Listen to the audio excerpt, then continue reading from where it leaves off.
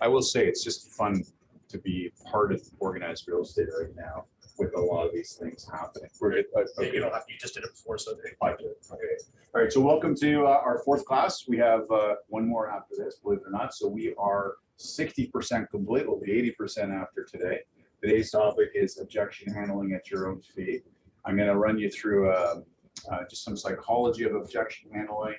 I'm going to talk to you about basically an analysis of what it looks like when you reduce your fee, just the consequences of doing that. So you have the mathematical formula of how you're actually removing a lot of money from your pocket. We're going to talk about a couple other things, and we'll finish it off with some dialoguing examples of what you can expect as objection handling questions that you'll be faced with by the seller, right? There's very common ones. I don't expect you to be experts when we finish today's class, but at least you're going to have your eyes opened as far as where you got to be with knowledge and experience to combat and to counteract some of the questions you're going to be asked at the table. Because there really is a bucket of 5 or 6 questions about why you should be cutting your fee that the seller's going to ask you for. I'm going to just give you a couple of examples of how to deal with that. There's many others. This is where your practice drilling and rehearsing with a partner, a friend, a colleague in the office will help you become an expert in how to objection handle those such things. Make sense? All right, so the first one is the psychology of objection handling. So the reds are where you can fill in the blanks. You're on page 52 in your workbook if you have a workbook. So what's the first one? Well, it's basically saying thank you for asking your question. It's acknowledging to them that they have a concern as opposed to dismissing their question and their concern. Well, thank you very much for asking the question. It's a very simple, easy dialogue, okay? The next one is to clarify that. Okay, Matt, so what I understand is, just to be sure, this is what you mean. Things like that, right? So that they now can clarify to you, because what you hear them say initially may not actually be what they're saying. Because sometimes our biases get in the way. Our bias of going out every day, every week and hearing people ask us to cut our commissions, we might have this built out bias. Let's make sure we know exactly what their concern is. Isolate the issue. Now, if we're talking about our fee, because objection handling has other elements, we're talking about fee today. So let's isolate their concern. Why is it that this is a question they're having? Why is this something that they want you to do to reduce your fee? Now, could it be because they maybe financially are in distress and there may not be equity or a lot of equity left in the property? Let's find out why it is that they're asking, right? Wow, just out of curiosity, is there a reason why you've asked for a discount in the fee? And believe it or not, if you ask a question like that, sometimes it's like the husband and wife, if that's who you're meeting with today, they look, well, we just thought we'd ask you, see what you'd say, right? You might get that kind of answer back. Rather than, you know, they want you to reduce your fee and you go into this avalanche of objection dialogues and all they were doing was just testing the waters, right? Maybe they're testing to see what kind of resilience you have to negotiate your own fee. You know, is this a guy, is Mike a guy it's like right away going to capitulate and give his money away? Right? Because if that's who Mike is, then Mike's going to probably do that on the sale of my property. Like, if he doesn't care about the dollars that he's putting in his own pocket, how could he be, you know, mindful about the dollars he's putting in my pocket, my wife's pocket when I sell the property? Does that make sense to folks? So it's just understanding where is their asking for your deduction coming from. Maybe it's well, everybody else does it, so why don't you do it? Okay, so now you've got a better way to confront the reason that they have asked the question. Make sense? Okay. Urging questions. You've heard, well, you just heard me say that. Does that make sense? Like that thing there, that line there makes me lots of money when I sold real estate. Does that make sense?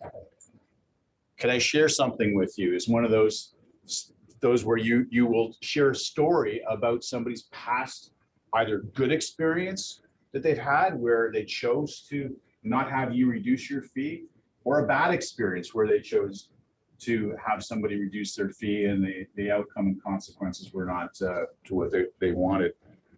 This is still working, okay. Can I tell you my concerns? Can I make a suggestion? These are all kind of dialoguing type of questions to have a conversation.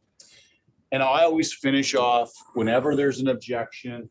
Do you have any other questions or concerns? Because I want to make sure, just like when I get questions from you guys in the audience or here at home on Zoom, when there's a question asked, I'd like to find out, have I answered it? You know, is there any more type of questions? Because maybe I have my own bias sometimes, and I hear something and it's not exactly what you're asking, and I just want to make sure that I tracked with what you were asking for. So it's always good. And then this is the RAB formula: repeat, approve, and build agreement. RAB. Just think of RAB: repeat, approve, and build in these conversations you're having with people. So I'll say, does that make sense? Does anybody else have any questions before we move to the next slide?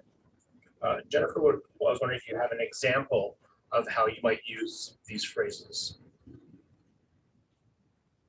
In any of these? Well, so this is a substantiating type of statement. Does that make sense? So we've gone through an exercise of explaining why we want a certain outcome, right? So in this case, our fee. Why do we want to have our fee for us at, say, 5%? Well, because at 5%, that's our premium plan. And our premium plan, we have all these services. And if we were to remove some of these services or reduce our fee, then, sorry, if we were to reduce our fee, we'd have to remove some of these services, but I don't know what these services are that's going to sell your property. So by reducing it, we might not have the outcome you want. So does that make sense for us to reduce our fee? So that's a substantiating type of question where the answer for them is going to build the outcome you want, right?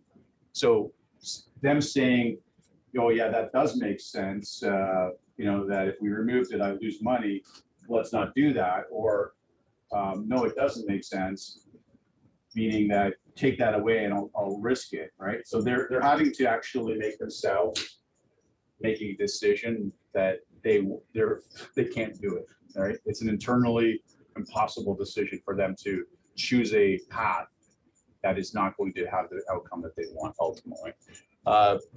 Can I share something with you?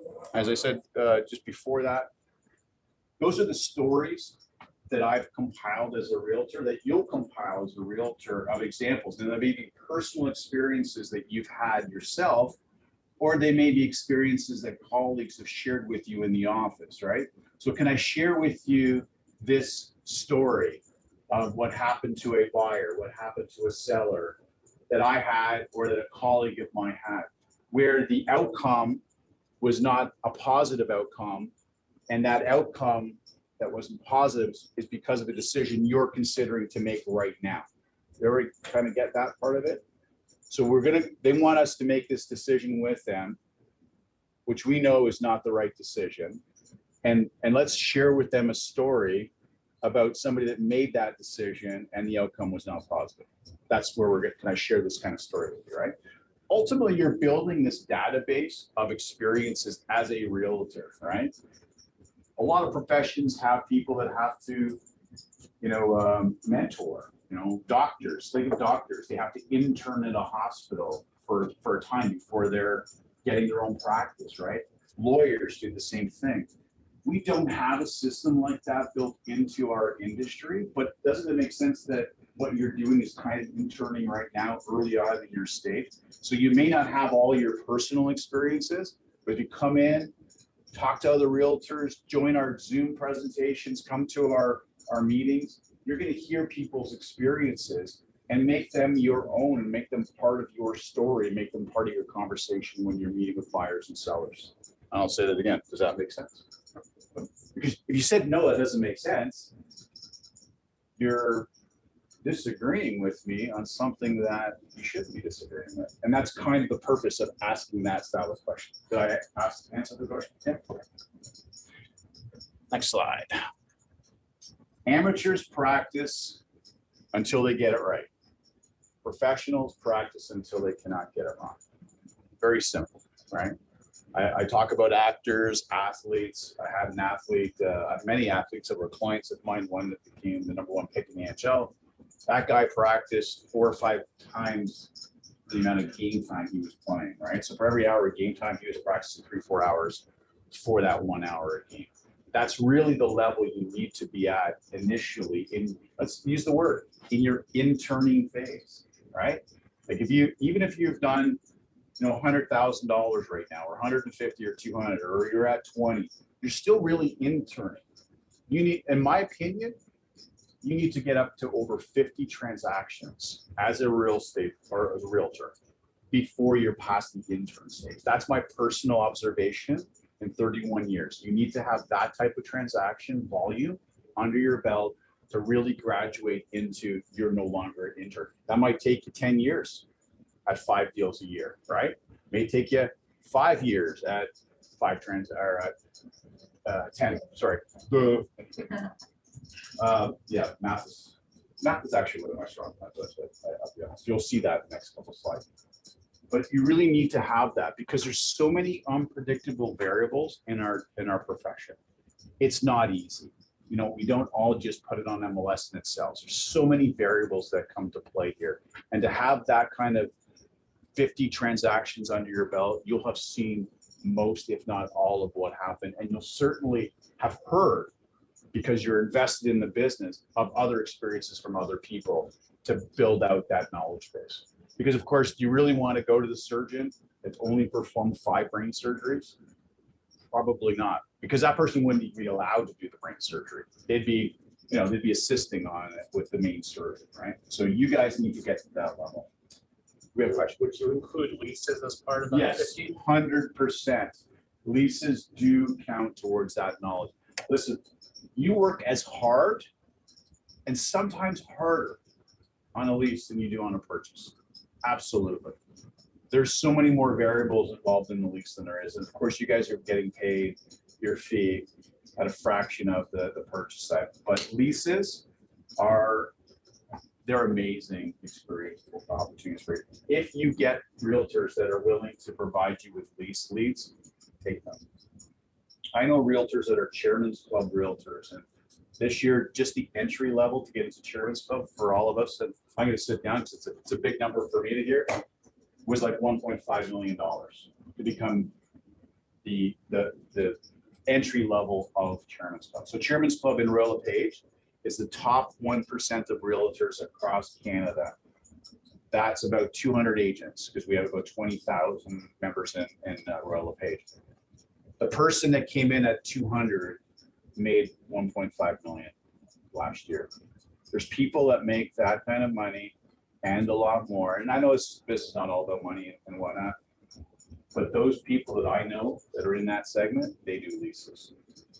You got to ask yourself, why is somebody that's generating 50 transactions a year, 70 transactions, 100, 200 transactions a year, they're still doing leases? Because they see the benefit in working with a consumer that they put into a lease, because maybe in 10 months, they got their 60-day notice. They're calling you to say, well, we saved up, we're going to buy now. So it's an investment in a future purchase, okay? So leases, if you're doing 50 leases, you got the experience, trust me, okay? Who was that? Who asked that? That's a great question. Suzanne Young. Suzanne Young, great question. Yeah, we talked about that. Next slide. Internalization versus memorization. This is a slide. Again, I've talked about this in the past. You got to internalize these words. They got to be so a part of you that it's like a natural, free-flowing conversation versus the memorization, because you're struggling to memorize. It's the person that's really reading from a script. You don't want to read from a script. You want to make it your own. It's a natural flowing conversation. Okay. And here we go. So this is going to be, I call this my commissionectomy analysis or diagnosis on what it looks like for your fee. So this is a simple pie chart. Who's seen this before, or who's never? Well, that's easy. Who's seen it and who hasn't seen it? Because I think we use this in some of our handouts for you guys, for the buyers pamphlets and the sellers. Yeah, I think we do. Anyways, this is how you can look at it from a high level, the fee. So we'll just say 5% just for argument's sake. So if it's 5%, half of it would be, this blue section would be 2.5%. Would we all agree on that? And then this section that's purple, green, and red is also 2.5%. So this is just a simple basic analysis and a visual to show a consumer what it looks like, how that fee is being split. Because if you're the listing realtor on that property, 5% fee, maybe in the minds of the consumer, you're getting all 5%. But let's be honest and let's be transparent about how that actually flows. I used to bring visuals to the table as an example. So I would bring 4 loonies and 4 quarters. What would that be? 2 loonies, 2 quarters, 2 loonies, 2 quarters, $2.50, $2.50. So you visualize, you put it on the table. And actually, way back when I first started, we had dollar bills still, and we had loonies, right? And it was 6%. So I have 3 loonies or $3 bills, 3 loonies, $3. So what you want to do is visual. Say, okay, here's what we're actually talking about, Mr. and Mrs. Seller. Here's a 2.5 represented by 2 loonies, 2 quarters, there's 2. Right away, we're giving away 2.5% to the list, to the cooperating brokerage, right? So we're talking about really $2.50, which is the fee that I'm using and that you're hiring me for. And out of those fees, I have my business expenses, I have my taxes, I have RealtorNet. You're going to work those types of numbers with these people. Now, let me back up a second. This conversation for your fee was always done by me at the back end of the presentation, never at the front, okay? So you may get asked the question when you're going to do a listing presentation. So be like, you know, Matt's on the phone and Matt says, hey, Mike, what do you charge? What's your fee? This is before I've actually committed to an appointment with him. That's before I'm at an appointment with him. That's before I've shared the value of what I do with him, my strategy. He's asking that on the phone. You know how often realtors say something right out of the gate on the phone? Well, no, I'll charge 3% or 3.5 or 4. You're debasing yourself before you even have a conversation. Has anybody ever done that before? And if you have, don't be ashamed, because 99% of the realtor population does that right off the bat. They give it away. Don't do that. For me, never ever did I talk about the fee until it was at the very last of the presentation.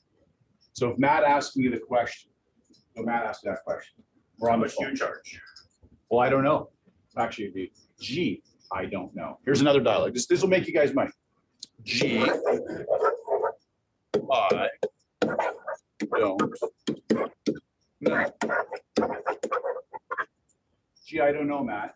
I'd actually have to see your house. We'd have to sit down and go through, you know, what's involved, what kind of price expectations you have, what kind of pricing strategy we select. When would be a good time for us to meet to go over that? Would tonight at 6 o'clock or 8 o'clock work better for you? Gee, I don't know. So in a lot of the cases, I'm going to stop him dead in his tracks. We're going to book the appointment. I'm going to go. But maybe he's persistent. Maybe he's a really good salesman himself. Yeah, but Mike, I just want to know. Hey, listen, we all want to know, man. I get that. And you just want to find out what's the bottom line. There is a difficult decision for me to make here. What's the bottom line? I have to come and see the property. We have to sit down. We have to agree upon a marketing strategy. It'd be like you calling your doctor and saying, hey, Mike, I've got a runny nose and a headache. What do I got? Do I have a tragic, you know, perilous disease, or do I just have a runny nose and a headache and I can take a Tylenol? That doctor's not going to diagnose you over the phone without having you come in and properly diagnosing you. I'm going to do the same thing. So when would be a good time to meet, Matt? Would that 6 o'clock work, or would the 8 o'clock work, Matt? You have to be ready to engage in a dialogue, objection handling conversation with people. If you don't have a couple of things ready to go, because that usually will burn them out, they'll say, well, okay, 6 o'clock works great, and look forward to seeing you. If you don't at least have a couple of 2, 3 ways to compete with them in that competition, because there's a sales function happening there. It's a great movie called The Boiler from the 90s. And there's a scene in there where they sell stocks in that movie. A scene in there where the trainer says to the sales team that he's training, listen, there's going to be a sale made on that call. Who's going to make the sale? Are you going to make the sale of selling them stock? Or is that person going to sell you on why they're not buying your stock? In our case, If they're going to sell you on the reason why you should tell them what you're worth right over the phone without seeing their house and knowing what the value that you're going to agree to on the price, or you're going to sell them on why that's not the reason to do that. Go back to my favorite slide. Does that make sense? You're making a guess in a vacuum with no information. You might show up to that property. It might be derelict. It might be in a horrible condition. It might be worth $800,000 and they want 1.2. Why did you agree to list the property at 3.5 without having that information in your back pocket? So you are in a sales, that phone call, you're in a sales combat situation. Who's going to win, you or them? Okay, very simple. Use the 2 loonies, 2 quarters for one side, 2 loonies, 2 quarters on the other side. It's a great visual of how you can separate that. And again, this is at the end of the presentation, because this stuff doesn't make sense to a seller until they know what value you're bringing to them and what level of service you're bringing to them. Because all they're seeing is 5% of $1 million. They're paying $50,000 plus HST. They can't quantify in their mind how that money is going because they don't know what you're doing. Does that make sense? Okay. Again, let's go back to our whys. It's the first exercise we did in our class. It's so paramount to the reason why you should not be capitulating giving away your fees. If you completely align those whys we talked about day one, you're never going to give it away. You're going to keep it because it's more important to you. Your time with your family, your time with yourself, your exercise, whatever you're doing is more important than you going working for free. Okay. So here's the first slide in analyzing what it looks like. Now, these numbers are very low. I've never changed these slides in all the years I've taught this course. This course, this section of the course, pardon me, I did in 2008, 2009. This is how far back that goes. Because of course, if you look at this number here, 400K, that was about the average value of a house on Trev when I first created these 4 slides, okay? Now we know that number is 1,095,000 according to Trev today, okay? So this is a long time ago, but the numbers still work. You can just impute the different numbers. This is a healthy business called the commission ectomy. We're gonna say you do 10 transactions every year. So this is what your baseline is, 10. You can change it yourself. You could say, I'm going to do 15, I'm going to do 20, I'm going to do 5. Your call. But in this one, we're doing 10 transactions. The purchase price, 400 grand at 2.5%. This is your listing side fee, okay? This is not the total fee. This is the listing side fee because we've already kind of agreed cooperating broker is being offered 2.5%, okay?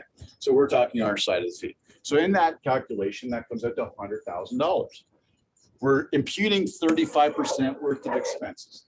You may be higher, you may be lower. We're just doing this as an example. You can fill that blank out how your business is actually operating. If you have a higher expense ratio than 35, you may want to look at why that is the case. 35 is, to me, a top line, actually. Then we're talking 32% income tax. Again, we're just imputing that. I'm not your accountant or your CPA or CA. I'm just giving it a generic number. If your number's higher than that, put your number in. If your number's lower than that, put that tax number in. All I'm trying to accomplish here is to give you a method to calculate what it looks like for you and in your business in reducing your fees. This is the healthy business. In this scenario, your net income is $44,200. So you're probably going, that looks crazy. Like I made 100,000 gross, and I'm only netting 44. If we adjust those numbers lower, of course, the net goes higher. Again, you do that yourself. But this is a healthy style business, okay? What happens next, though, if we reduce the fee to 2%, it's not a big number, right? So we went from 5% total fee, now we're 4.5%. 2.5, and you're taking 2. Still a great number, you can say, right? Like it's a fantastic number. And I'm not here to tell you what you should do in your business. I'm just here to open your eyes, show you a blind spot of what's happening in your business when you do reduce. So in the same scenario, 10 transactions, the average sale price is 4%, or sorry, 400,000. We're 2%. That's 80,000. Remember last slide was 100. Now you're at 80. Doing the same number, 35% business expense, 35% business, and 32% income tax. Your net went from 44,000 now down to 35,000. And what happens, the psychology that we have in real estate is, well, Mike, all I got to do is one more deal and I make up for what I did in that deal by reducing my fee. But if you do the math, that's not the case. You actually have to do, and I round the number up a little bit to 3. You have to do 3 more deals for that one cut to equalize yourself back up to 44,000. You're probably sitting there going, no, I don't. That doesn't make any mathematical sense. Can anybody figure out the formula why it's 3 deals and not 1 deal? Yep. 35,000 divided by 10 is only 3,500 per deal that you're technically making. Okay. Times that, you need to get 9,000 out of that, you need 3 deals. So here's the math. On that one, $9,000 is the loss, right? That's the loss from the last slide, because we were 44.2, right? Or 9,000. We divide that number by what? 10 No. deals. No. Oh, sorry, no, I was dividing by 10 by 35,000 by 10. That number by 10. Yeah.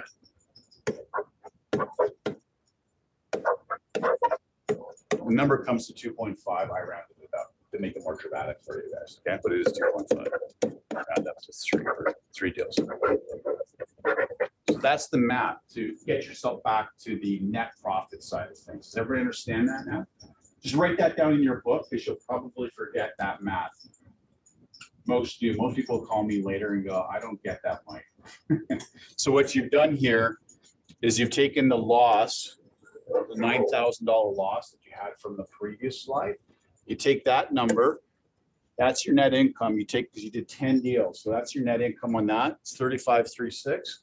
Divide those 2 numbers, and it is 2.5. Yeah, round it up to 3. Everybody get that?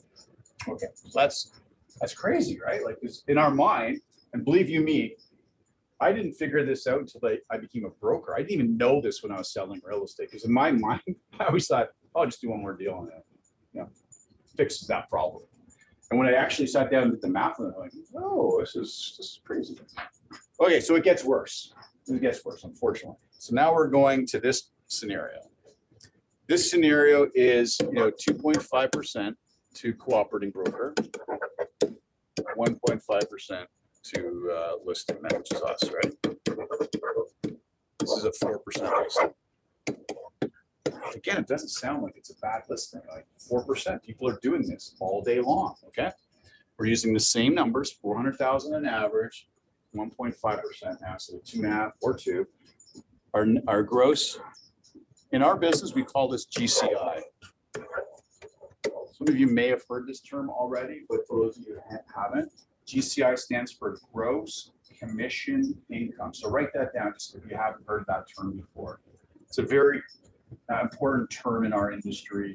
Accountants like to use, what was your gross commission income? Because they use that top line when they start looking at your income taxes and things like that, where they're using your expenses to offset your tax liability, basically. But GCI, gross commission income, that's what that is. Okay. So we're using the same 35%, we're using the 32 and using the same formula. Let's go, Matt. What have we got here? Yeah, we're going to calculate. Well, we know we got to do 7 more deals. Yeah. What's the formula? It's the same one we did last screen. 17,000 divided by 26. So the rounded up number as well. 7 deals. Yeah. Again, now we're really panicking. It's not one more deal I got to do to make up that one cut I did. That one cut costs me in this scenario, with that kind of cut, 7 more deals I have to get myself back up to the net profit side. Again, I'm not here to tell you this is how you should run your business.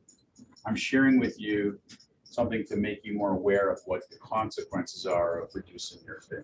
Was this helpful for everybody, just to be able to put that in? Because you need to understand that part of it.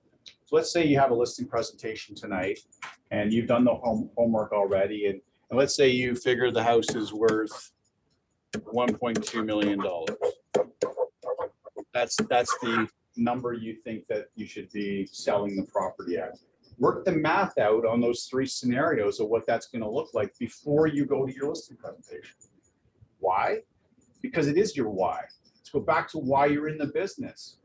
Are you prepared to give up your whys in these reductions when you know the true consequences? Because oftentimes you go in completely blind. I know I did, to the true nature of what you were doing. Yeah, question. All right, this is like what if they're fine with the split, but then the number is too low for them? What number? Like it's 1.2. Like, let's say like last year it sold for 1.5. Yeah. And now it's 1.2, and they're okay with the 5% split. Yeah. For commission size, but they don't agree with the number. Right. Again, so you're going to have to agree on the price of the listing before we even talk about the fee. Because yeah, I think it was last class we talked about this. And I used the term, it's not, I used this term, quantified.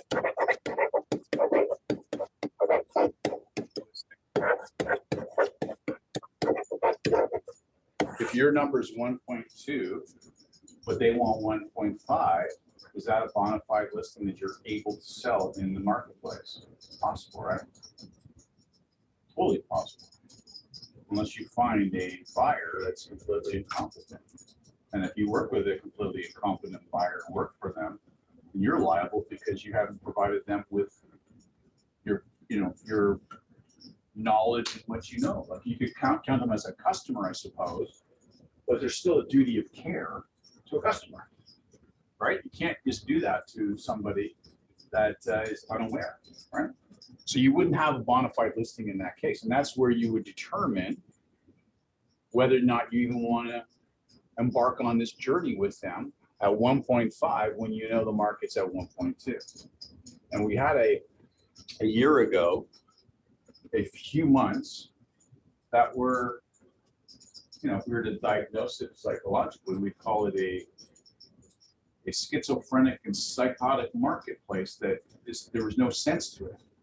In 31 years, I've personally never experienced that type of agitation in the market. So all bets were off for those few months, right? But now we've found this bottom in the industry, in the pricing, where if you were to go to market for something that's 1.2 and they want 1.5, I mean, they want what? That's over 20% more that they want for their house in today's market. It's not going to happen, I don't think. Any questions on how that math works? And you know the formula now to look at what that looks like. And as I say, just try it out. Next time you have a listing presentation, you're doing your comparative market analysis, your CMA, you're going to come up with what you think is the value of the property and run the scenario so that when you're there and you are in that fighting situation for your fee, at least in the back of your mind, you know what it looks like financially to you and your business that, okay, a 1% reduction really is $10,000 to me, or $15,000 or $5,000. At least you know the true number of what you're handing away. Because in our business, when we do a 0.5% or 1%, it doesn't seem like a lot, right? I'm giving you a 0.5%. Whoa, in the grand scheme of things in economics, that 0.5% on a $1.5 million property is a big deal. So, any other questions on that? Talking points. So here's what I just said. Why 1% or 1.5%? We're giving these big numbers away that seem small and insignificant. Why not a quarter of a point? Why not $500 or make that $2,000 or $2,500? Again, I did this program back in 2008 or 9. These slides. Why not $2,500? The typical consumer that we're working with goes to a real, call it, employment job where they have everyday tasks to do, do this, do that their boss says. And at the end of the week or every 2 weeks, they're getting a paycheck for what they're doing. That paycheck, if it's the average income of the Canadians, probably about $50,000 now, $55,000. To them, when you're giving away $10,000 or $15,000 in fee, To them, that's amazing, because that would take them 3-4 months to accumulate that in their job. So why are you doing that? They may not even be thinking of that. Yet isolate the reason why they want you to do it. Business decision and capitulation. I always had in the back of my mind, I'm not going to capitulate with this situation. I want to be the victor, because if I have the resources financially in this listing to deploy marketing and advertising, staging that you guys do now, maybe you're doing blueprints for the property, you're doing a professional measurement. Great company called Planet does that. PLAN-IT. They go out and measure their engineering company. They give you floor plans and blueprints of a residential property. I did it for my own house when I did our renovation a couple of years ago, or last year, sorry. Had this company come out and they actually did all the measurements. We knew exactly what we had in the house. And then our new engineers took those prints and redesigned our house. It was brilliant. Like $400 it cost me to do the measurements.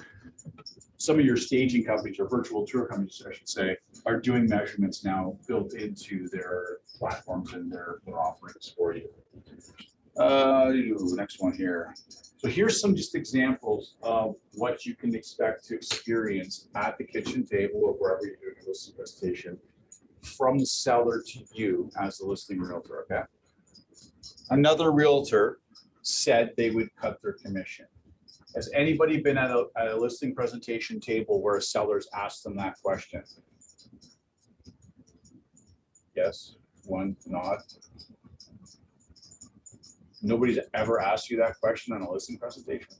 Oh, Johnny and Mary from ABC Realty said they would cut their commission by 2%. Would you cut your commission? But nobody's ever experienced that yet. Suzanne said yes. Oh yeah, good. You're scaring me, because I thought, has the business changed that much? I'm quitting my job. I'm going back to sales. Nobody's asking that question. I want to get back to the business. Actually, I got that question in my. I have been in the business for 3 years now. Okay. I got that question at my very first negotiation, and I guess I didn't handle it well because I didn't get the deal. Okay, so we learn from our experiences, good ones that we may consider not to be good ones. And what we do is we backfill and look back and say, where could I have done better? And being in that situation, being prepared would be you being better. Not guaranteeing you're going to walk out with the fee, but you're prepared for a response. And these are some amazing responses for that type of question. Do you have to internalize all 4? No. There's more than 4, by the way. I've just given you 4 here, and because I like these ones a lot, quite frankly. This was my favorite by far when I sold real estate. If this realtor cannot even negotiate their own fee, how likely do you think they will negotiate the sale of your home? That thing was like on autopilot for me whenever I had this kind of question asked of me. The other ones are phenomenal as well, right? Look at this one. This one's good too. I said this thing earlier in our presentation. Well, that realtor would know what they are worth better than I would. But if they're willing to give away their own money, how quickly do you think they will give away yours during negotiations? And think about that from a psychological perspective. When you hit a person with that, a seller with that reality, they're going to sit there, and that's going deep into their unconscious, subconscious mind, and they're absorbing that, going, heck, Mike's right. Like, if this guy is willing to open up his pockets and throw his money out on the table, he doesn't care about his own money. He doesn't care about mine, right? Again, you're preparing this arsenal of responses in your internalized memory bank, so it's natural for you. Does that make sense for everybody? You're not, as I said earlier, you're not going to walk out of here and competing with Chairman's Club or Red Diamond, whatever else we got out here in the award system, realtor. It's going to take time for you to practice this. And I really encourage you to do that with a partner. Don't practice with a live listing presentation, because if you're anything like me, you'll screw it up.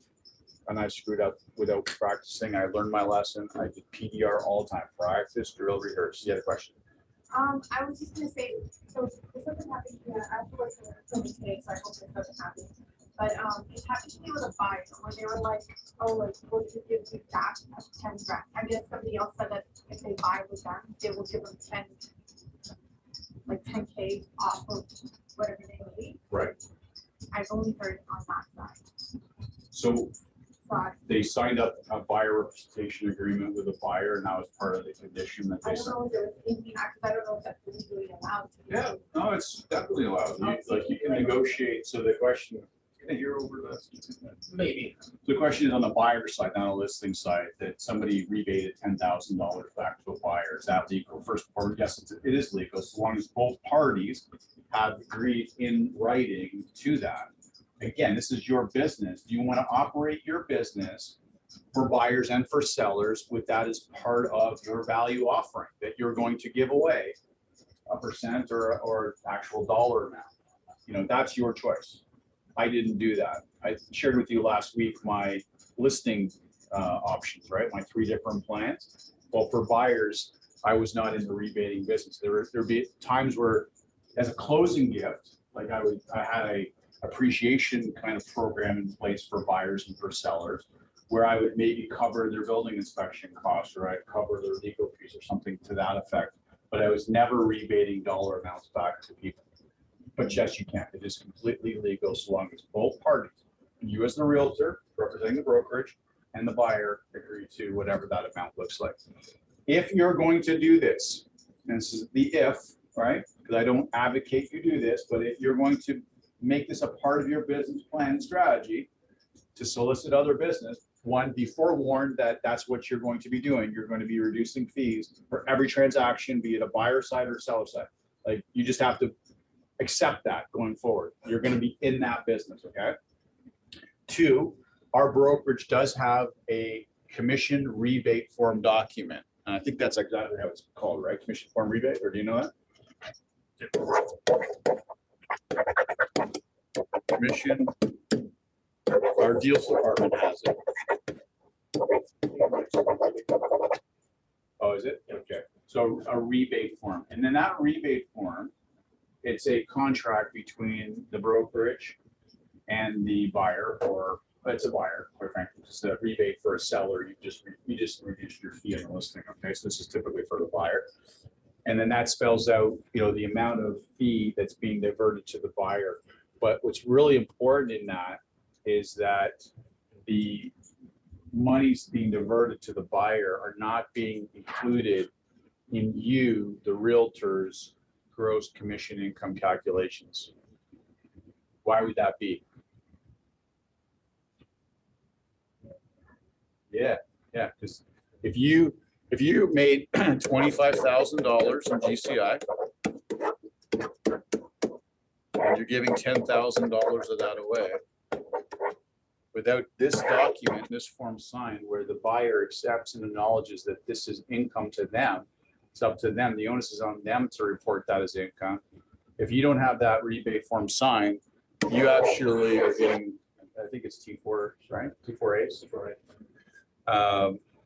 So I don't make money in commissions anymore, so I don't get that. So it is T4A, right? You're getting top line T4A on the 25. So you're actually being, you're giving them more than just $10,000. Okay? Don't do that.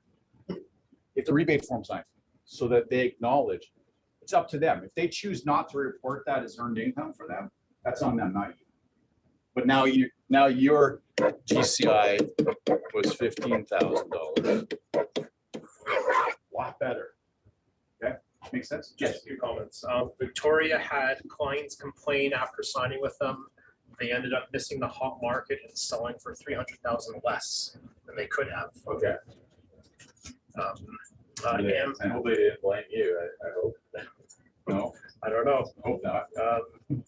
Amber actually had a client claim that another realtor would list for 1% and cover staging and painting.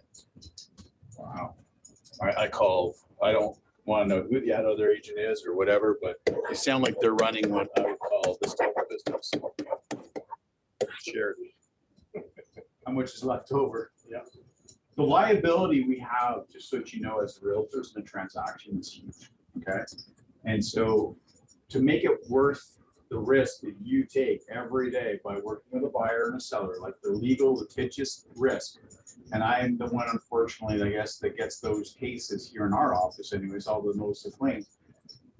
You know, you'd want to at least have made a healthy fee and profit in what you've done if you're being sued for whatever, right? Like it just, you're doing a massive trade-off. So just be mindful of what you're doing at the kitchen table, giving it away. You have no idea what you're doing until you get yourself into a situation like that. Yeah.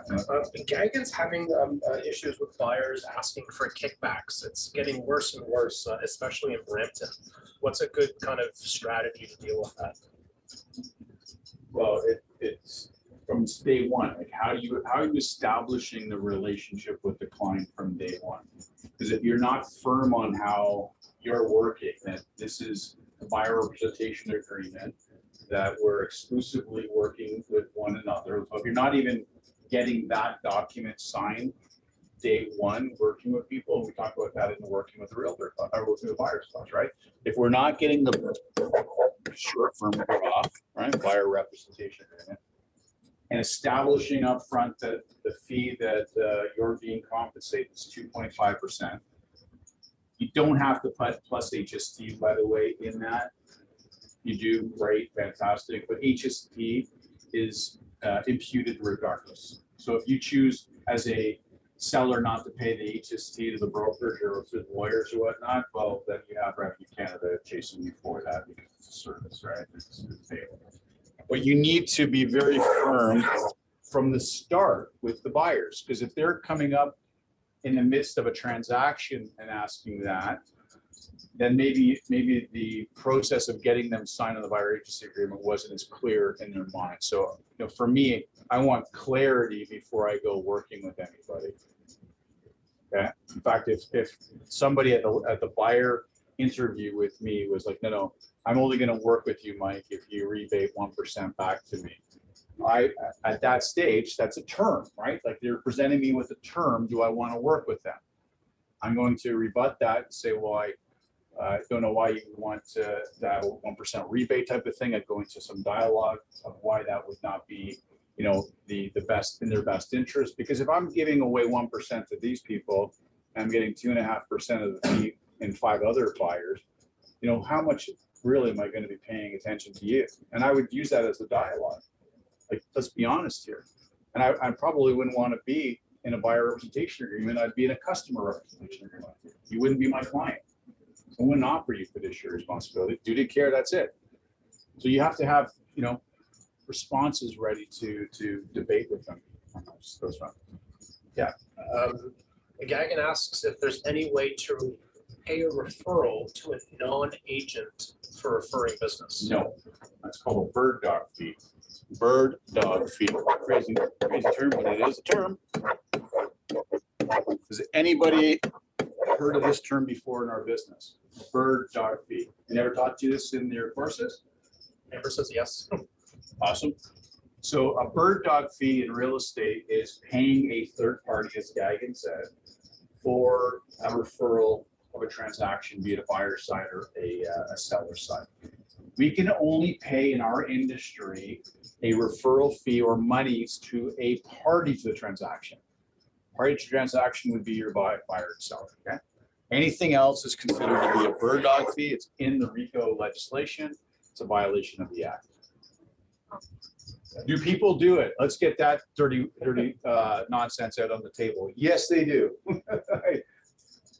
Do not promote it. I had this experience actually recently. Yeah. We had a listing on my tenant and we got a direct lead to show the property. I went ahead and showed the property and I kept in touch with the client because he was interested. Okay. And he kept asking me questions and I answered. I kept like working with them with no ERA or anything because it was just a call to show the property. Yeah. Well, after a few, I don't know, days or weeks going back and forth with them, when they were ready to do it, they just told me, oh, you know what? We have a realtor that is giving us a rebate for that. And they ended up buying with that realtor that didn't even go to the property. So he didn't see the property at all. He just wrote the offer for them and gave them the rebate. Yeah. So what's the difference? Hear that over the? Hear that? For me, the lesson was. Yes. What's the lesson? like next time I won't show a property without a VRA sign. Correct. Even if it's, I mean, for that specific property, Yeah. I will show it to you if you sign this document. Good. That's a It's my fantastic, list. I take out from the. what a lesson to learn, right? Yeah. And you saw class 2 where I shared with you the story that I had, right? Where I was at a family function on Canada long weekend and I had to drive 5 hours in and the buyer, I showed it to them, they liked it, and then ultimately they went and called the listing realtor and they bought it. So, that was my experience. You've had that experience now. Well, that was mine. To never, ever take somebody out unless I was protected in some form or capacity. And so if they didn't want to sign a overall buyer representation agreement for the next like 60 days or 90 days with you, then you're signing one for this specific property, right? Yeah, lesson learned. Yeah. And you'll never forget that, all right? Because now you're going to have in your mind's eye the visual of those people that did that to you. And what a horrible thing to do to another human being, right? And the realtor as well, because the only thing he did was to fill out the offer, but that's it, because he Well, didn't act in a, We he don't- didn't provide any type of services. So he should have gone to show the property first and foremost as a matter of business practice and that. But we don't know, what that realtor did or didn't do. So let's take the high road here and say the realtor had no knowledge whatsoever of the buyer going out and doing these things. Well, that realtor, as I said, no knowledge. So are they guilty of anything? No. They're guilty of maybe not having control over their client, but there's no punishment for that. That's the client's doing what they want. However, if we're going to take the low road here, say that this is a mischievous, devious realtor that's saying, listen, you go out, you call the listing agents or you call whoever, get them to show the property. And when it comes time for the one that you like, I'll come represent you and I'll give you, $10,000. That's wrong. That's illegal. Contrary to our professional standards, it's a violation of our act. If you can catch them and prove that they did that. Are people doing that? Oh yeah, all day long. Realtors are encouraging their buyers to go out there and do that. And what was the loss for them? Nothing, because they didn't invest all that time and energy. They made a transaction on paper, right? So the lesson, take my lesson, take your lesson. Do not work with people without having protection, which is your buyer representation agreement or customer service. So these are the 4. Bird dog fee. Again, I'll just touch this one more time. It is very illegal for us in our business.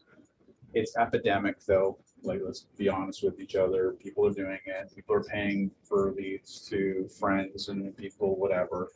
The strictest sense of this rule and law, believe it or not, is giving even a gift card to a friend as an acknowledgement for a referral. That actually is captured in this bird dog legislation. So they don't define it strictly as giving them money, like real money, check, cash. It's also in incidentals, gift cards, taking them to a Leaf game, giving them, a gift basket of things. That actually is considered to also fall under that. It's a very onerous legislation we have. And believe it or not, no other industry has it. Like the mortgage side, as far as my understanding is, they don't have bird dog fees, but we do. So. Comment from Steve, a question actually. If the seller is really adamant on getting a cut, would you consider giving them a small feel good carrot as a loyalty rebate if they also agree to purchase with you after the sale is done? That's one of the other slides that we have. That says, if I buy from you, would you cut your commission? So we'll talk about that in a second. But also just remember, let's go back to the last class where I had my fee for service model, where I had 3 options. So I'm sharing with you today, if you don't implement that type of fee for service model platform, okay? Because my model system avoided a lot of these problems once I implemented my system, right? Here's option 1, 2, or 3. This is if you don't choose something like that, you're really going to get inundated with this kind of stuff. Okay, but yeah, that's one of the slides. So you mentioned that giving a gift card as a bonus to referral to a client is a bird dog fee, Believe it or not, it is. how would you monetarily compensate a prior client for referring you another client? Again, that would be a bird dog if you were to compensate them in any shape or form for that direct referral and lead, right? Let me just throw it and say people are very creative in how they reward their relationships, right? People put them in client appreciation type programs. They have events, they have contests and giveaways. People are very creative in how they're able to avoid the legislation being bird dog fees. Okay. Yes. What about a mortgage agent? Lorna got a referral from a mortgage agent, and then so she gave her a referral fee of $1,000, which she was not happy with, and she hasn't gotten any other referrals from this mortgage agent since. I'm gonna say that the mortgage side is also classified under bird dog. The exception to bird dog would be a lawyer. I believe lawyers are able to be given a referral. They are excluded from that. But that's a good question, Lauren. I'm gonna have to look at that a little more closely. But my recollection is the lenders are not permitted to get a referral fee by us. Okay. What if you just invite them to lunch or dinner? Fantastic. We're being creative here, There you go. right? Okay. So Mona, you're good to go. Invite them to lunch and dinner. Just randomly. That had nothing to do with the referral they gave you last week. Listen, it was just a random, let's go out and have some, whatever. Even if you pay for it. If I pay for it as a realtor. Yeah, because I'm not associating with the referral, right? There's nothing prohibiting you with taking people out for dinner or taking them to the league game or giving them a gift. But the moment that it's connected and associated with the referral or a lead, that's the problem. But as a realtor, you can get a referral. Of course you Let's can. say from a different city or for somebody else, and Yeah. there's a, Correct. there's a fee for that. Yeah. That So, doesn't fall. That's- yeah. So the question was, or the observation was, another realtor sends you a referral. So let's say somebody from Kingston, Ontario, has a client moving to Mississauga. Agent to agent, realtor, realtor, brokerage to brokerage, referral is completely legal. Now, there is a form that has to be signed by the buyer in that case, acknowledging that there is a referral going back to that party. So there is an AREA referral form. I think that's the title on that form. I don't know what the number is on it offhand, but it'll say referral form, and there's a segment there. There's the sending brokerage, receiving brokerage, and then there's the fee that's being referred, and the buyer signs off on that. Okay. Okay. And there's international referrals that can happen too. They're a little bit more trickier. This is the name of a lady. If you are ever thinking about putting a referral out internationally, the lady at Royal LePage Head Office Canada, it's not Royal LePage Signatures, it's Royal LePage Canada, is Nelia Lewis. So I know we have a very diverse audience of realtors. If you are referring something, let's say, I'll just even generically say United States, we have referral relationships with every state in America through Royal LePage Canada. And by putting it through this type of system, there's more of an assurance that you're going to get paid, right? We do have relationships with brokerages in the Caribbean, in Europe, things like that. But this lady here, her name is Nelia Lewis. She's with Royal LePage Canada. Oh gosh, I used to know it off by heart what the phone number is. I used to work for Royal LePage Canada. I can't remember the phone number. It's a 416. I don't know if that's not going to help you. I can't remember. Oh, well, for World Page Canada, Yeah. 380-7500.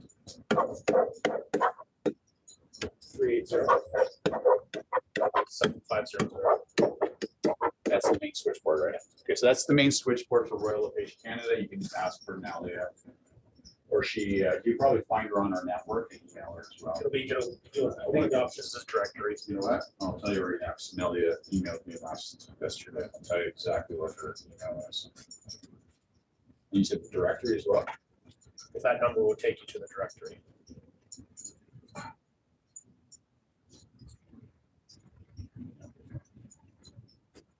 Very easy. It's her name, Nelia. At Royal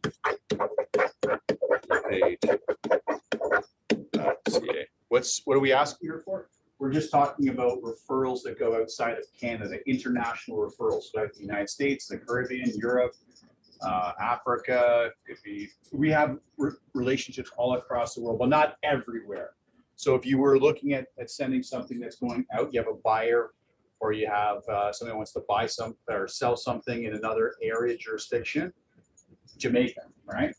We might have somebody that they can be put in connection with, and you're going to be protected because we have that relationship, rather than just sending something randomly out and not really knowing that end person we're sending to, are they a viable, true brokerage?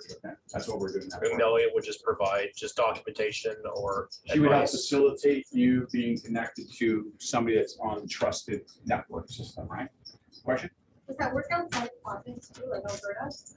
So, yeah, so in Canada though, if you do a Royal LePage to Royal LePage referral, you're protected under the Royal LePage referral kind of program that we have, right? So you're gonna be completely protected. If you're sending it to somebody from another brokerage, Korea can step in. It could be messy for arbitration and chasing the money, but you're less likely to encounter a problem nationally in a referral. If you stay within the brand Royal LePage, you're guaranteed there will be no hiccup. Yeah. In terms of advertising, let's say I know about a good opportunity in Mexico, for example. Can I advertise it like this is for sale, contact me? Is that So correct? in the Toronto Regional Real Estate Board, there's what's called the X districts. So the question was if there was something that you knew about in Mexico or wherever else, it's a new project, it's a resort, it's whatever. And you knew the principles that we're building that, can you do anything here? Yes, you can list it on TREB. You can't go and sell down there, you're not licensed down there, but you can help do some marketing. So in the Toronto Real Estate Board, there's what's called the X districts. We're right now in Mississauga in the W districts. Everybody know what I mean by W districts? When you look at the code on the MLS listing code, the letter that's the first prefix, W, means the West district. There's also E for east, there's N for north, and there's C for central. But there's also X. X is out of province. Actually out of the trading area, the real TREB, because there's going to be like Northern Ontario will have an X number. So out of the GTA. Out of the region that the Toronto Real Estate Board has. Lots of questions now. Yeah. I was gonna say, I think there was I seen an H for Hamilton, but I think maybe it was an X. H for board is used. Yeah, so we're talking about the Toronto Regional Real Estate Board, right? Other boards have different prefixes and codes. So if you go on to realtor.ca, if a listing has been listed on multiple boards, it may show up multiple times. Depending upon which board it is, it'll have a different code to it, right? Yeah, That's it on my end. Yeah, yes. Sorry, so if you post, like, let's say there's a project in Mexico. Yeah. That you know about, and then you post it on TREB, would it have the X code on TREB or on the other? Yeah, on that, yeah. You're listing it on Toronto. Do that after our class, do it tonight, do it tomorrow, whatever. Just go on to TREB and take a look at the extra. There's properties listed all across the world on the platform. Now, what's the reality they ever get sold on our platform? Probably 0.00005%. Probably worse than the response rate. It doesn't happen, but you know, it looks good for you. You have a listing promoting a brand new resort in whatever, in Mexico, right? Next slide. Will you cut your commission if I buy from you? That was the question. Was it Steve? Yeah, it was Steve, yeah. You know, I can understand that thought, and I want to be upfront with you and say no. There's some reasons for that, including my regulatory legal responsibilities, risk inherent in representing you in full transactions. I know it's probably not the best one you're thinking about as a response, but it's at least something you can start with, right? And you can formulate based upon some of the other dialogues we've got in there, the reasons to that. Just because you're doing both ends and in their minds making a double fee doesn't mean that your risk is half, because you're only, it's one deal. It's actually two transactions. your liability, folks, on doing both sides of multiple representation is highly elevated. So your risks are actually, I would say, more than double in those situations. Because the reality is, if your client-client relationship here, you can't represent fiduciary responsibilities and requirements to both clients. So you have to be, I always call it like the razor's edge, like that's the edge of a razor. You got to be on that, and it's such a tight line to be on. It's almost an impossible line. And there's things you can't do. You can't discuss price with either party now. So you can't talk about what the seller would accept as value or an offer, or what the buyer would be willing to give. That's off the table. No advice on price. You can't disclose motivation. You can't disclose the motivation the seller has for selling. Maybe they're going through a divorce. Maybe there's a health issue. Maybe there's a promotion. Whatever that motivation the seller finds, you can't disclose that to the buyer. And you can't disclose the buyer's motivation for buying. Right. Definitely the risk is higher when you manage both ends. Yeah. But wouldn't it be damaging to use that argument to the client? Wouldn't he say, oh, maybe it's better if I don't work with this person because of this? Again, yes, that's an absolutely valid response. Would it be better, not better, but would it be maybe easier to say all the effort you have to make to manage both ends? Because you are making efforts with the seller, but you will make efforts with the buyer as well. Yeah. So it's a double work to your performance. Well, it's double work, but it's also managing the landmines of these two big elements that I'm talking about. These are right. And then there's also other, things we got to think about. Closing dates, what the chattels are, like would the seller be prepared to include the chattels if the buyer asks? You can't disclose any of those things, right? The materials, right? It's called the materials of this thing. So these people are actually operating both sides now in a vacuum. It's your choice how you want to run your business. And do you want to engage in doing multiple representations? And I've seen it work marvelously with some of our realtors, and I've seen it work as a disaster with some of our realtors. But that's a conscious choice, decision you have to make as the realtor. What did I do? So you're probably thinking, did I do multiple rep? I did not. So I referred that out to another realtor in the office. Now, just to be clear, it is still multiple representations. It's the same brokerage, okay? But I was representing my client, separate third realtor in the office was representing the buyer side of things. So I still wanted to stay. The relationship for me was the seller. That's the person I know. This buyer just showed up like this today or yesterday, right? So who do I really have a deep relationship with? It's not this buyer, right? And will you charge a referral fee to that lead? You can, sure, yeah. Now, the referral, the person would put them under customer. I would make sure that the person I referred to, the relationship with that buyer was under a customer relationship. Again, they don't have any fiduciary responsibility, right? So I'm not breaching that side with my seller. They still have to have a duty of care, right? So essentially they can't lie to this buyer under customer service, okay? They have to be true. So that's how you choose how you want to do it. If you want to, remember, what's this again? Razor's edge. That's the razor's edge. Do you want to play on a razor's edge? Like that's, oh my God, you get yourself in a lot of trouble. Is the fee worth the risk? I determined in my business it wasn't. So that was how I did it. Yes. If you sign a customer representation. Service agreement.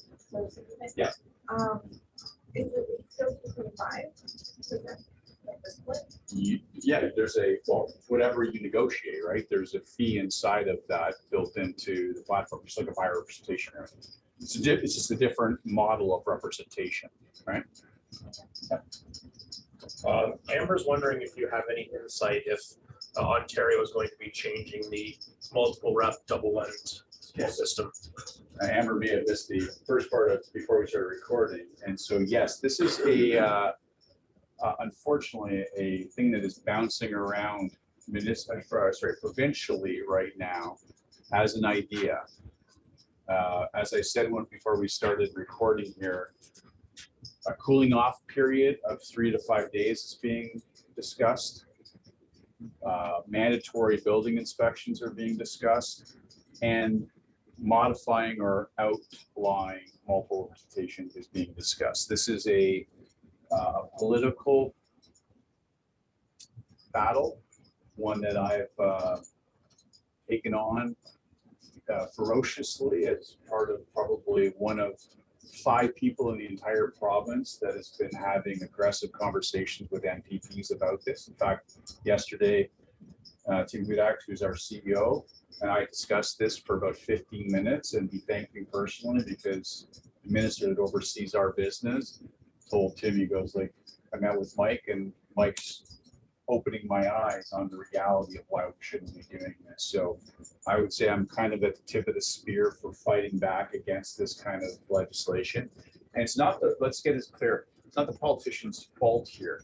It's just that they don't have the knowledge of how our business truly operates. And so what I'm doing is educating them on the dangers. I'll give you an example of outlying multiple representation where it's a danger, where it's not a good thing.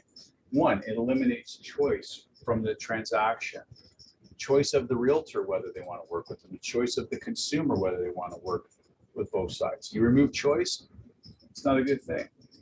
You go to marketplaces where, for instance, my cousin owns his own real estate brokerage outside of North Bay, up in the north, in a little town called Sturgeon Falls.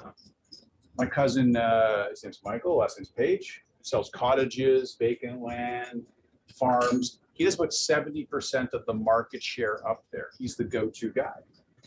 And then there's about 15 other realtors that share 30% of the business. Well, my cousin knows the absolute inside outside of that marketplace. By banning multiple representation, you would prevent somebody like me from the city or you from the city going up there, buying a cottage and using the most experienced, knowledgeable realtor up there. You take that away from them. So when you start to educate politicians to that type of reality, then they start to kind of open their eyes to say this idea in principle maybe sounded great, but in reality and practice is going to be horrible. Yeah. The other one is the, I talked to you, it was on, is the cooling off period of 3 or 5 days. That would be a gong show for our industry if we ever allowed that to happen. So I think that is that's never going to go off. Now, never say never. You never say never, but it's unlikely. Okay. When you refer a client to an agent in our office, yeah, is it still multiple representation? If it's a client, for sure. If it's a customer, no. A client is somebody we represent under fiduciary duties. Sorry, I'm so tired today because I didn't get home from AGM last night at 11:30. A client fiduciary responsibility, that's loyalty to them. It's obedience to them. So if they tell you to do something that's lawful, you got to do it. Privacy, you cannot disclose any private conversations in a client relationship. You're like the priest, or you're like their lawyer, okay? A full accounting of what's happening with the monies. Good faith. Those are fiduciary obligations that we have. Conscientiousness is another one. To a client. A customer, you owe none of those to them. Just a duty of care. Don't lie to them. Don't manufacture fraud with them. Like, give them service, but not the fiduciary side of the service. Okay. And are you still good to get a referral fee from that? That's still okay? Yeah. That point there, Sorry, right? that was me. Okay. Go ahead. If it sells quickly, will you cut your commissions? This is something that you may encounter, right? Like if you sell it in 5 days, you're going to cut your commission. Of course, right now, the last 10 months we've had, maybe that's not the case, right? And it's taking longer. But let's say in an active market, Here's some dialogues you can internalize and have prepared, ready to go to respond to that. So if I do a really poor job and take longer to sell your home, you want to pay me more. It's a joke kind of dialogue. So if I take really long to sell your house, you want to pay me more? Okay, great. Let's do that. Next one. In this business, you get paid for results. The sooner I get the results you want, the better I've done my job with the least inconvenience to you. It would make more sense to bonus me for a quick sale. Now that's a little longer dialogue. Maybe you shorten it. So what you're saying is if I sell it quickly, it would make more sense for you then to give me a bonus. So you can shorten that one, right? Last one. If time is a problem, we can reject any of the offers and wait for that time that's ready for you, 30 days, 60 days. So if time's the problem, let's just wait. We'll reject all the offers that come in the first week, the second week, the third week. If you think it's better for me to, earn my fee in 30 days, let's reject all the offers for 30 days. Okay. Will you unbundle your fees? Unbundling fees was a big deal a few years, like 15 years ago. It's still kind of out there where it's kind of the a la carte type of system where people are like, here's my fee. My model is all I'm going to do for you is list you on MLS and then I'm out of the picture. I'm not providing you any negotiations services. I'm not doing any open houses for you. I'm not doing any feature sheets or virtual tours or staging. I'm just MLSing your property. That's an unbundling your fee type of service. Royal LePage is not a unbundling fee based service model, okay? We're not, meaning we don't just put you on MLS and walk away. Make sense? Okay. There's lots of companies that do offer that, and there's people that choose that model. It's not that tough. If you double end it with a cash commission, oh, this is a long one. I don't like this one a lot, but it is there. It was one that was taught to me. I welcome the opportunity. I don't like it. I would welcome the opportunity to represent both you and a prospective buyer for your property. However, in order to do so successfully, we're required to take no less due diligence for you. Additionally, I also must ensure the same for the buyer, thereby expanding my fiduciary legal and regulatory liability transaction. It's a hard one to get out. It's a hard one to describe, but this was taught to me by Tom Hopkins. I never used that one. I used the other ones that I talked about, where I talked about the using all the resources that I can to get the effective sale for you type of thing. But you never double-ended. You would always refer to another agent within the office. Yeah, and if you look at, well, if you go back to my fee for service model, there is actually there's some time things that I built into that as well. So if I did sell it for less, I basically in my fee for service model eliminated 90% of the dialogues that I would have had to internalize for objection handling. It was all right there. Again, you choose how you want to do it. This one here is an interesting one. I'm in a bad way. Can you help me out? Right? We're hearing this one more often than we have in the past because of the significant change in values of homes to the downside. So a buyer purchased last year in January, and they've seen their purchase collapse by 30%. So they bought it $1 million, and now the value is $700,000. They're in a bad way. And so they want you to reduce your fee in that scenario. So this is a decision that's a moral, conscious decision for you. What I would say though is get to the bottom and the root cause of why they are where they are. So if they've just been tsunamied by the marketplace, your decision, it wasn't their fault, call it. Do you want to help them out? You make that moral decision yourself. Somebody in the family tragically, has an illness, and now they need to get private health care, and now they're selling. They need as much equity out of this house as you can. You make the private moral decision in your business to help them out, to be a charity. Did I do that in my business? Absolutely. I help people out. They're in a bad way because one of the spouses is a gambler, has gone to the casino and gambled all their money of their home. They use the HELOC, and now they want me to discount my fee. Am I going to do it in that scenario? Not me. Maybe you will, maybe you won't. But again, let's get down to the reason why they're in a bad way. And if it's in a bad way where it's a decision for you, a morally conscious decision to help them out, you make that call. I did do that a lot, helping families in situations that they were at no fault of their own to be in, right? So I was talking to actually Tim again yesterday.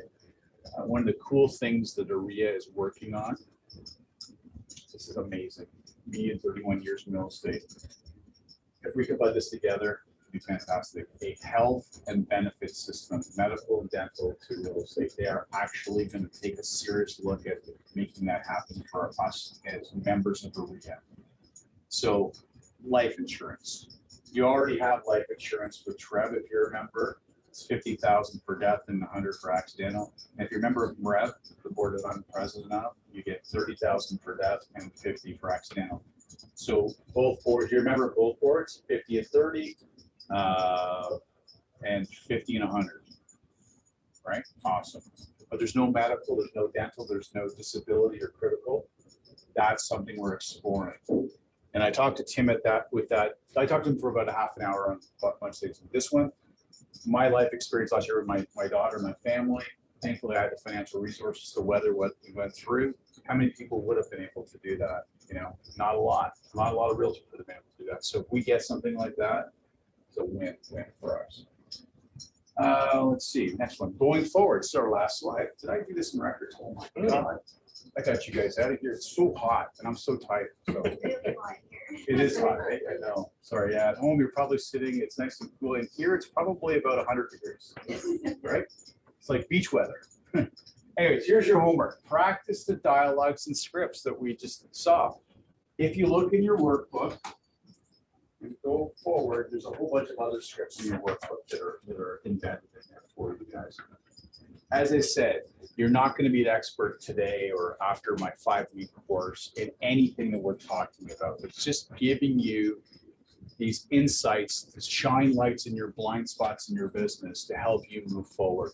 And maybe it is today that, hey, this is really where I got to practice my business. I got to get better at internalizing situational specific dialogues that I need to internalize. And that's great. Go and work on that part of your business. So you become an expert, you become the Academy Award winner in dialogue for these types of examples. So we'll see you guys next week. It's the last course, believe it or not. We've already done a month together, which is fantastic. I hope everybody's business is starting to warm up. As I talked before we started the session, the marketplace is warming up, folks. And my guess is that we're going to have a very, very healthy spring market. So what part of that market do you guys want to participate in? Do you want to be all in and get as much business as you can? Fantastic. We're here to support that. If you're happy with 1 or 2 transactions, we're happy to support that too. Let's hope that you guys are burying your heads in the sand and not wanting any business, because there's so much out there for you guys to grab.